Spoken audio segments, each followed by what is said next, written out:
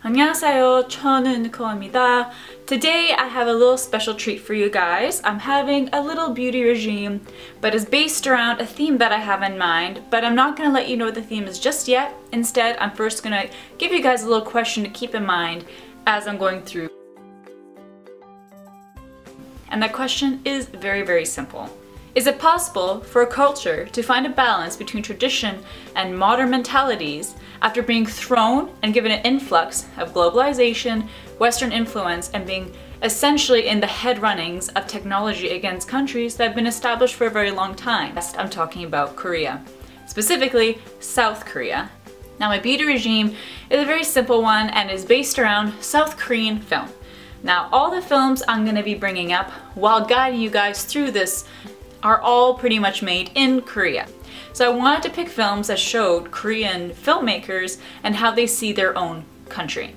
Now, let's quickly introduce the places where our films will be taking place, including a city and a rural area.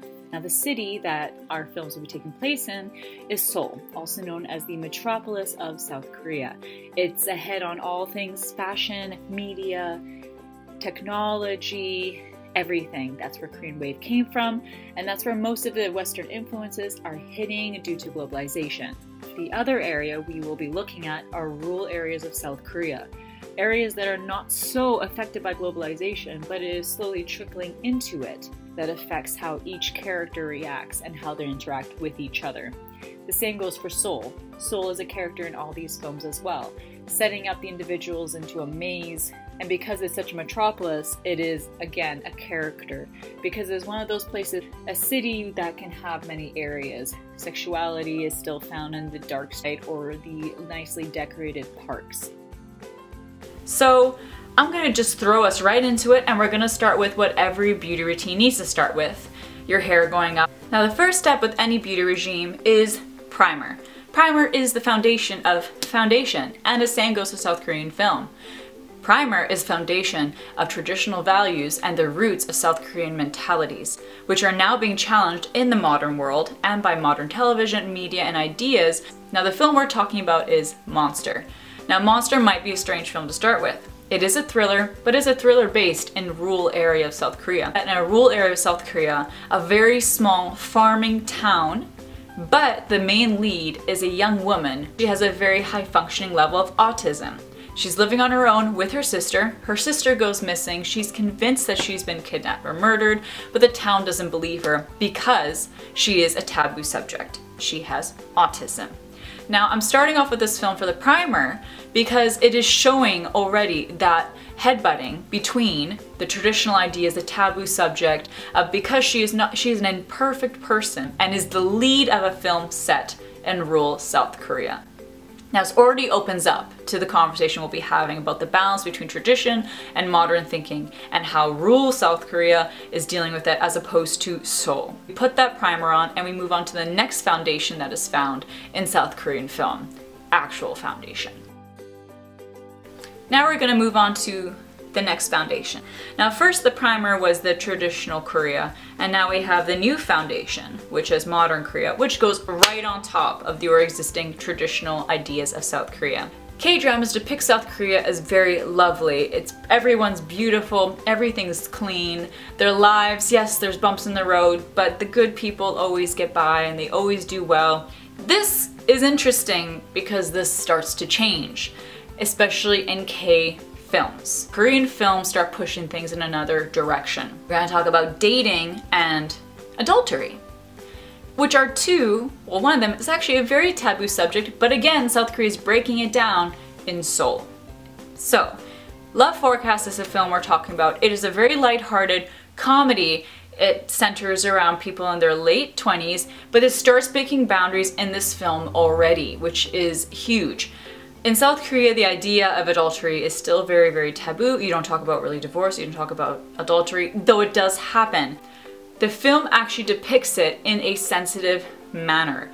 It shows the woman who is committing it with a man who's married as a human being, not just a seductress, but instead they show the struggle she goes through, realizing and knowing that he is married, her being a human, basically, which is very important, is that she's being shown as a human being and not as a villain in this film at all.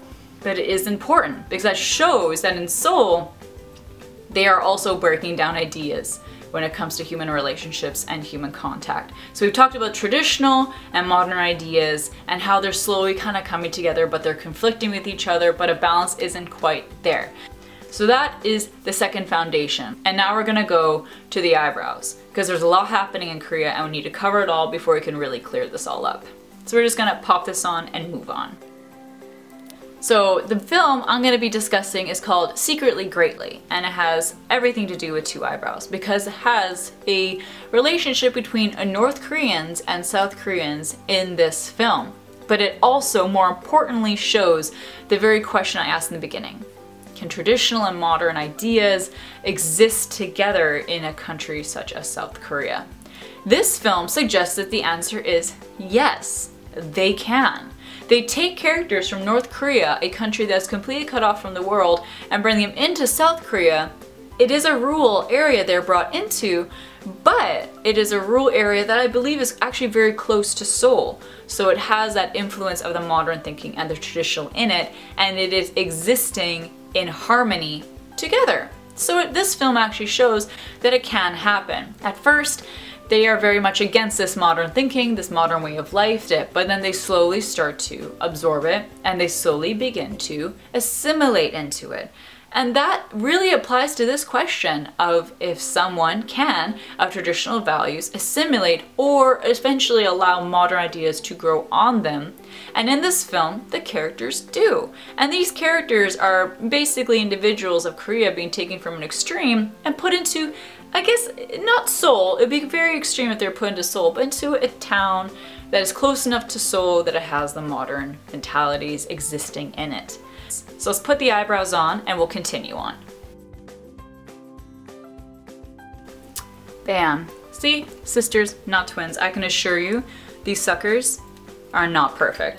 We're gonna start really answering this question with our highlighting and bronzers, which are evidently actually from South Korea. Whoop, sticking with the theme. Highlighting and bronzing, what do? They're shapers. You know, they highlight areas, they put in areas, they build a structure onto your face. And this really applies to the film we're about to talk about when it comes to South Korea, specifically Seoul. So we're gonna actually talk about something that makes a lot of sense when it comes to structure. And we're talking about the structure of human connections and hierarchy and ideals and how one should be like in the film called Queen of the Night, based around a young married couple and a husband who starts to realize that his wife may not be who he thought she was. Now the wife in the beginning of the film is depicted as a very pretty, very polite, quite demure and shy young woman. But as the film goes on, you learn certain things about her, like a blending of cultures, which is like a blending of bronzer and highlighter. Am I right? So, you begin to find out that she actually studied abroad. And this directly connects with our ideas of modern thinking and globalization that we've had throughout this little discussion. The structure of how a person should be, and the structure of the traditional ideas blending with the modern ideas from globalization. Now, with this blending of cultures, he begins to question her, but also brings up the questions of traditional thinking. Now, of course, by the end of the film, he comes to accept her for who she is. He comes to accept that she's lived a life outside of him, and a life very different from his own. She lived a life where she had been influenced directly in another country, and him being literally a South Korean idea, married to and learning more and being thrown into a situation with a globalized idea, a modern idea. It shows again, this film, that the two can balance together, but it isn't an easy balance and it will take a while for that balance to actually develop, because this comes from a place of compromise and a place of understanding. So let's move on, answering our question and coming to a conclusion of the metropolis of Seoul and the rule of South Korea and those two mentalities blend together and really living together in a sense of harmony. Now we're gonna put in the eyes. Now I'm gonna take us a couple of steps back. I just want to reiterate something for you guys when it comes to traditional thinking, and the film I'm going to use this is called The Wailing. So The Wailing literally has to do with an outsider coming into a small town. The outsider is from Japan, so directly not a Korean, and this of course can also play into the whole Japanese occupation thing that happened, but again, story for another time. But we're talking directly about an outsider, and the minute this outsider arrives, murders start occurring. Now this can relate to the minute globalization occurred, problems started happening in South Korea. Underage pregnancies, drugs, any kind of diseases that didn't once exist, the outsiders brought those problems in. And traditionally, they are still blamed on outsiders. The Wailing is a fairly recent film, and it directly ties with the idea of a fear of outsiders, rural mentalities, and stepping back and depending on traditional and shamanistic ideas. Now I know what you're thinking, we just got through all of this. We just talked about how now tradition and balance, they're there, they're coming together, can we just focus on that? We will, but I'm gonna couple up this Wailing one with also the modern film that just came out last summer, big hit, you might have heard of it, Train to Busan. Now Train to Busan actually deals again with the fear of outsiders, as well as the Seoul traditional ideas, aka modern thinking. Now just gotta bear with me, there's a point. I swear there's a point, because both of these films are very eye-opening. Get it? Mascara, eye-opening. Cell 5. Train to Busan has this whole other things going on in there. One of the lead characters is a divorcee, he is a father who doesn't give his daughter much attention, but the outsider is literally people who are ill coming in and infecting others. Does that sound familiar? Someone coming in and problems occurring. That fear of outsiders are the ones bringing in the problems to South Korea. This is still something that happens in South Korea. But this film was kind of more talking about it, and that very subtle acknowledgement of other individuals coming into their country that they are having awareness of but not fully accepting of. And of course these films aren't directly talking about what I'm saying, but I'm drawing that comparison from those films because that is essentially how I understand it. I wanted to give this to you so you'd have a compare and contrast, because what is a discussion? What is a beauty, anything, without compare and contrast? You need contrasting in order for it all to work. So you have this idea, we're gonna go into the very last film, so let's just get the eyes on, get to that film, and answer our question at the very end. So we got our eyes in. Awesome. Time to move on to the very last bit, which will hopefully answer our question in the very end, and that is communication through film, aka lipstick. And the film I'm going to talk about is actually a film that is a cooperation between an American company, Netflix, and a South Korean production company. Some of you may have seen this kicking around Netflix. I'm not sure if it's still there, but it was called Drama World. Now, Drama World literally takes an young American woman who's a huge fan of K-dramas and throws her to live in those K-dramas. And it's a very interesting relationship because it takes very popular Korean actors as cameos or even characters in this film, which based around an outsider, literal outsider of American culture coming into South Korean culture and being involved in their K-drama as a lead. Now what is cool about this is this shows the two can cooperate and the two want to cooperate. They want to dig through all those issues, all those differences, because they see an appreciation in each other. The young American woman and this obviously Netflix company has an appreciation and a realization of how influential South Korean culture, ideas, style, film, drama, music has on Western culture, and South Korea, same with Western culture. They see the benefits. They see how it benefits a younger generation. So to have two companies come together and make something that combines the two cultures, and what's really awesome about this film as well is they don't make the characters who are South Korean actors speak English. They keep the Korean language. She speaks English, and her friend in the show, who is assisting her through this new world, speaks English as well for the help of the audience.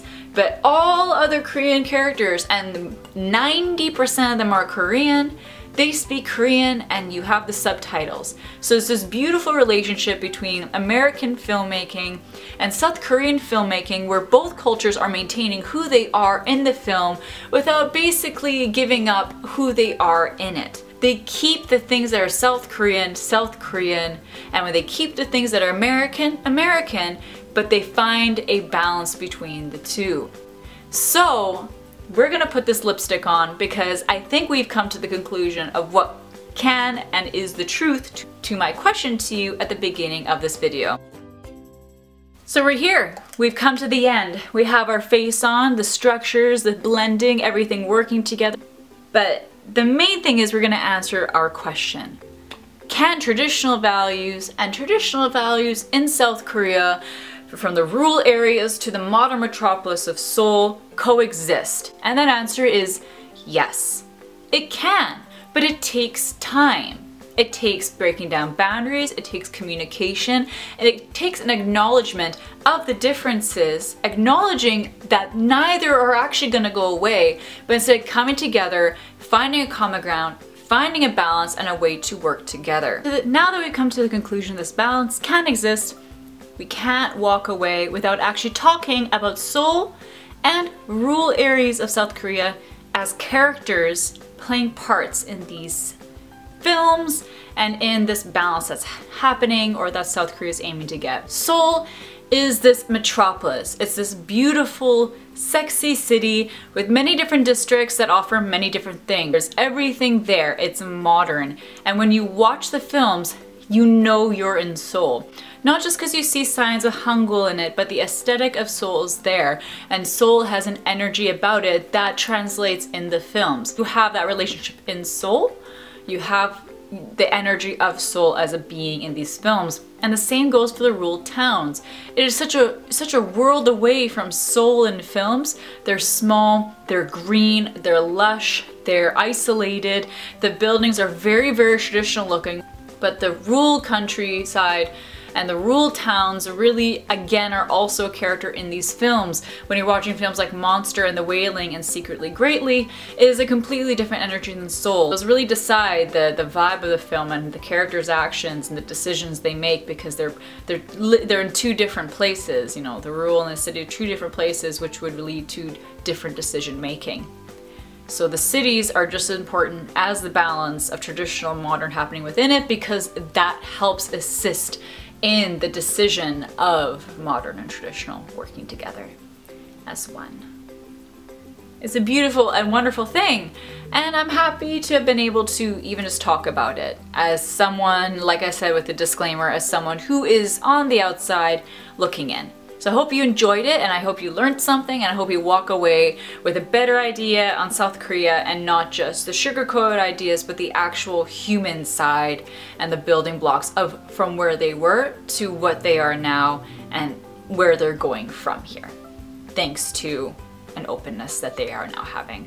So toodles, take it easy and stay excellent.